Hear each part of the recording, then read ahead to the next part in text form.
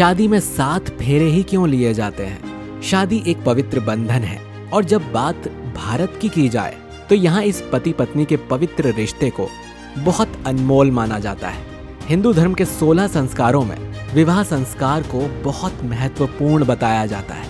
इस संस्कार में 2 लोग जिंदगी भर के लिए जुड़ जाते हैं और एक दूसरे से बंध जाते हैं। माना जाता है कि शादी 2 आत्माओं का मिलन है, जिसमें समाज और अग्निदेव को साक्षी मानकर 7 फेरे लिए जाते हैं और 7 वचन भी लिए जाते हैं। दोस्तों, जब तक ये 7 फेरे नहीं लिए जाते हैं तब तक कोई भी विवाह संपन्न नहीं माना जाता। दोस्तों, इतना सब कुछ तो आप सभी जानते ही होंगे, मगर क्या आप जानते हैं कि शादी में 7 फेरे ही क्यों लिए जाते हैं? आखिर 7 ही वचन क्यों लिए जाते हैं? इसके पीछे का कारण क्या है? क्या हम 7 की जगह 8 या फिर 6 फेरे नहीं ले सकते? दोस्तों, आज के वीडियो में हम आपको इन सभी सवालों के जवाब देने जा रहे हैं। कहा जाता है कि हमारे शरीर में केंद्र होते हैं और अगर हम योग की दृष्टि से देखते हैं तो ये बात सिद्ध भी होती है। जैसे कि मानव शरीर में ऊर्जा और शक्ति के 7 केंद्र होते हैं जिन्हें चक्रा कहा जाता है। यदि हम अपने आसपास ही देखें तो हमें सूर्य की किरणों में भी 7 रंग दिख जाते हैं। संगीत की बात करें तो वहां भी स्वरों की संख्या 7 ही निकलती है और इस दुनिया में भी 7 तरह के पाताल हैं। अतल, वितल, सुतल, लतातल, महतल, रसतल और पाताल है। 7 समुद्र है, 7 आसमान है।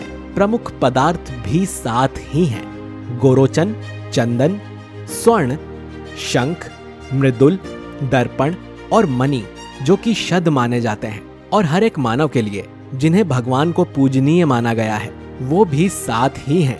ईश्वर, गुरु, माता, पिता, सूर्य, अग्नि और अतिथि।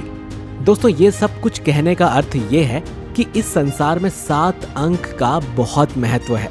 न सिर्फ इस पृथ्वी पर बल्कि लोक और परलोक में भी 7 अंक के गीत की महत्ता गाई जाती है। और यही वजह है कि ऋषि मुनियों ने दुनिया के हर कोने और हर एक विषय में बसे हुए इस 7 अंक को देखकर विवाह की रस्म को भी 7 अंकों में बांध दिया है। और इसी महत्ता को बनाए रखने के लिए शादी में किए गए 7 वचनों में से अगर एक भी वचन को छोड़ दिया जाता है तो वो शादी अमान्य हो जाती है, उसका कोई वजूद नहीं रह जाता।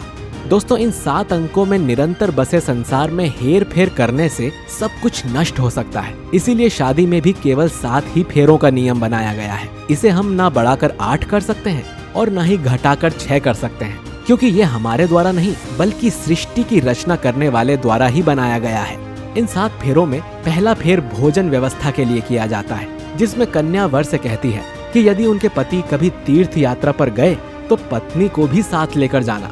कोई भी व्रत या फिर धर्म करें तो उसमें पत्नी का भाग अवश्य रहे। ये पहला वचन पति और पत्नी के साथ होने का संदर्भ करता है। 7 खाने पीने की व्यवस्था से लेकर 7 पूजा धाम तक सफर करने का वचन होता है। और दोस्तों, साइंटिफिक रूप से भी देखा जाए तो वर वधू का एक दूसरे के साथ रहना बहुत ही इम्पोर्टेंट माना गया है। दूसरे फेरे में वधू वर से वचन लेती है कि जिस तरह वो अपने माता पिता की कद्र और सम्मान करती है उसी तरह अपने पति और माता पिता का भी सम्मान करेगी और दोनों अपने परिवार की मर्यादा और धर्म की राह से कभी नहीं भटकेंगे। तीसरा फेरा धन प्रबंधन के लिए होता है। चौथा फेरा आत्मिक सुख के लिए। 5वां फेरा पशुधन संपदा के लिए। 6ठा फेरा हर ऋतुओं में सही रहन सहन के लिए। और आखिरी 7वें फेरे में दोनों वर वधू एक दूसरे को पति पत्नी मानते हुए जिंदगी भर साथ निभाने का वचन लेते हैं। दोस्तों, यूं तो वचन के बारे में आप सब जानते ही होंगे, मगर ये सब कहने का अर्थ कुछ और ही है। दोस्तों, आप देख सकते हैं कि एक संपूर्ण जीवन व्यतीत करने के लिए एक इंसान को जिन जिन चीजों की आवश्यकता होती है वो सारी चीजें शादी के इन 7 वचनों में मौजूद है। यानी कि अब और कुछ बचता ही नहीं जिसे हम 8वें फेरे में डाल सकें। बस इसीलिए 7 वचन बनाए गए हैं जो बिना किसी खोट के हैं, पवित्र हैं और संपूर्ण हैं। तो दोस्तों, ये था आज का बेहद ही आवश्यक जानकारी वाला वीडियो जो आपको जानना बहुत जरूरी था। आशा करते हैं कि आपको फेरों से जुड़े सारे सवालों के जवाब मिल गए होंगे। तो दोस्तों, अगर आपके मन में और भी कोई सवाल हो तो हमें नीचे कमेंट करके बताइए ताकि हम उसका जवाब दे सकें। और इस वीडियो को लाइक और शेयर भी कीजिए और हमारे चैनल को सब्सक्राइब करना बिल्कुल मत भूलिएगा। सब्सक्राइब करके बेल आइकन दबाइए ताकि आपको हमारा कोई भी वीडियो मिल जाए तुरंत जैसे ही हम वीडियो अपलोड करते हैं। चलिए मित्रों, मिलते हैं आपसे अगले वीडियो में। धन्यवाद।